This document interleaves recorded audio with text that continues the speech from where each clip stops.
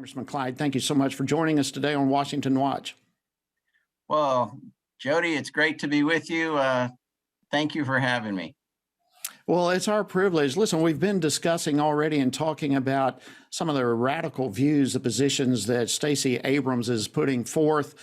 What do you think? What do you think about some of these comments that somehow or other babies themselves contribute to the problem of the economy, for example?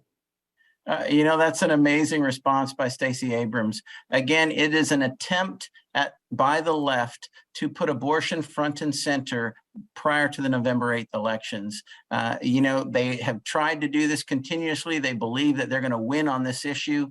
I think it's wrong. Inflation is the primary issue that Americans are concerned about, and then after that, it's crime. And she's trying to link abortion to inflation, which just I don't see where the link is, but I certainly see that the Democrats do not value children. They do not value life. And that is just an unthinkable thing for them to do that. And the country needs to know that. This is a distraction from the crises that we're seeing by the Biden administration.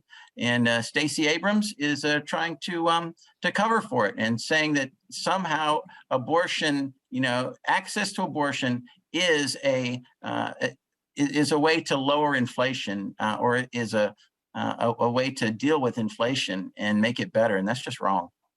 Well, it absolutely is. And, it's so difficult to even wrap the mind around that type of thinking just by itself. And I do want to hit on some other things. I want to talk to you in just a second about the Defense Department and what they came out with yesterday. But before we hit that, you just hit it. The American people, the voters right now, are so concerned about other things like the economy and crime and a host of other things. Are the Democrats so out of touch that they don't catch what's going on, or do they really believe that abortion somehow is a winning issue? No, I think they believe that abortion is a winning issue, Jody, and I don't think the American people believe it's a winning issue, but they're trying to push it in every possible way. I mean, you saw the FBI arresting these folks, these pro-life people outside of clinics, who months and months ago, were protesting. And here they are right before the election, making the news, arresting these people in trying to keep abortion alive front and center, just like what happened a few weeks ago in our oversight hearing there, where Dr. Kunar with Dr. Kunar, where they tried to push abortion as health care, and those states that restrict abortion services are therefore restricting women's health care. That's the narrative they're trying to drive, and it's a false narrative. It absolutely is completely false, but that's what they're trying to do, to push this front and center to the American people. They think that this is a winning issue for them in November. It's not a winning issue. I'm so thankful for the Roe v. Wade, that it was taken down by the Dobbs decision. And I think the American people are concerned about the real crises that are affecting our nation, affecting their pocketbook, crime, open borders, all of those things that the Biden administration policies have caused. All right, Andrew, we've got about 60 seconds before we have to take a break, and I want you, if you will, to stay with us during the break. But the Pentagon yesterday announced that the Department of Defense will actually pay pregnant service members to go to other states for an abortion in about 30 seconds. We'll hit more after the break, but real quickly, what's your initial thoughts on that? Well, I don't see how that jives with the Hyde Amendment. I think that the Hyde Amendment prevents federal money from being used to pay for abortions or pay for those things that relate to abortion. So I think the Pentagon is wrong here. I think the Pentagon needs to answer for this. They need to explain how this is legal. Security. Congressman, I want to shift gears a little bit with you if we can. I don't know if you saw the president or not today, but in a speech, he actually spoke about the economy. And let's begin with this clip and then we'll go from there. Today, we have further proof that we're rebuilding the economy in a responsible way. Today, my administration announced that this year, the deficit fell by $1.4 trillion. The largest one-year drop in American history. Stunning. Let's look at this, Congressman. The government spending for 2022 was something like $420 billion higher than what even the president requested. And much of that was due to COVID emergency spending, which now has expired. So that tremendous amount of money that was in there that now has expired and no longer is able to be spent, the president is coming along and taking credit for somehow he's taking a victory lap for lowering the deficit somehow. And yet this is simply much of it just spending that has expired. Give me your thoughts on this. Oh, you're absolutely right, Jody. I mean, the president is taking credit for something that he had nothing to do with. I mean, this is where Congress, set a time limit on the amount of COVID money and when it could be spent. And, he announced that the pandemic was over. Therefore, you have COVID money that is no longer being able to be spent, and therefore it cannot be added to the deficit. So he's calling this a deficit reduction that he's taking credit for. Somehow his policies must have done this. Well, his policies had absolutely nothing to do with it. If he was really doing his job, then we would have a balanced budget. We're $31 trillion in debt, and a significant portion of that, almost $5 trillion is under his watch. I think that's extremely well said.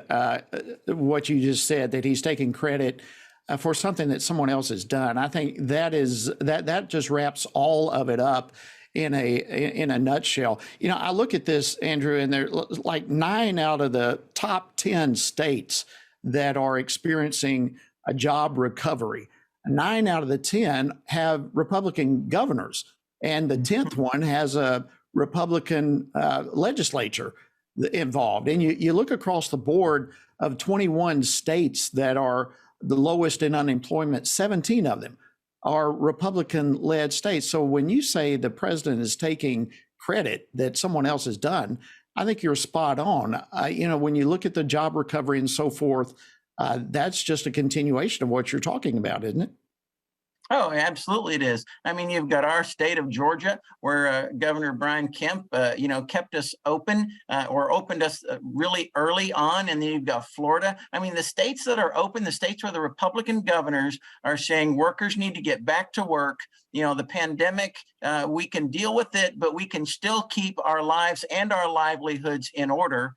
That's the states that are being successful. It's the blue states that believe in lockdowns, that believe in making sure that their people stay home and that they're on the government dole. Those are the states that are not surviving very well. It's the Republican-led states that are doing really well, and the president wants to take credit for it, and that's just wrong. The policies of this president have done nothing but create crisis after crisis after crisis for this nation, and I'm hoping on November the 8th, the American people send him a red tsunami and say, no more.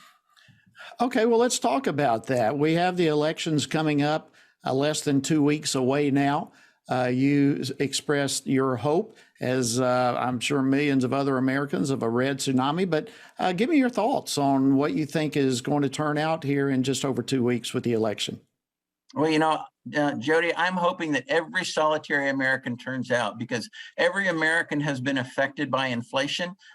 They've been affected by the 8.3% inflation that we're seeing, the highest inflation in 40 years, caused by this president's terrible economic policies. So they need to vote for their pocketbooks, exactly what is the primary issue. And after that's crime, and you've got open borders. These are issues that are directly affecting every citizen in the United States. Every state is a border state because of the way the federal government has been pushing these illegals into every state of the union. And it is having a huge economic impact on the states and our communities. And the people need to get out and vote. I believe they'll vote Republican. I believe we'll take back the House. I'm certainly hoping that we'll take back the Senate, because we need to do that in order for our country to be put back on track, both economically and then as well in every other way, for the safety of our nation. All right. Well, two questions, and we've just, again, Andrew, have just a couple of minutes left. So if you can be a little bit briefer with the first one, because I want to hit on the second one if we can a little bit more. But one of the issues that I'm always concerned about at a time like this is the lame duck session that's coming up. And you look over in the Senate right now, they're dealing with issues like the so-called Respect for Marriage Act. How concerned are you about the upcoming lame duck session? And if we can be kind of quick on this, because I have one more I want to throw to you. Jody, I'm very concerned about a lame duck session. When we take back the House and the Senate, it'll be the Democrats' last opportunity to drive their big government socialist agenda into the American people. And so it's very concerning, and we have to stand strong against it. Okay, so one more quick question before we go to the break.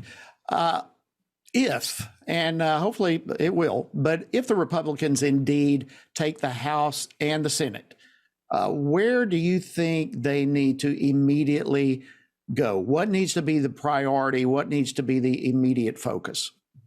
Well, I think number one, we've got to get rid of these 87,000 IRS agents that are going to do nothing but audit the middle class. I think we need to secure our borders. That needs to be a top priority as well. The Republicans have their commitment to America, and that is a nation that is secure, that is an economy that's strong, that is a future based on freedom, and a government that's accountable. All of those things we need to work on. It'll take us probably 6 to 8 months to get through that, but I think the number one is the IRS and then and securing the border.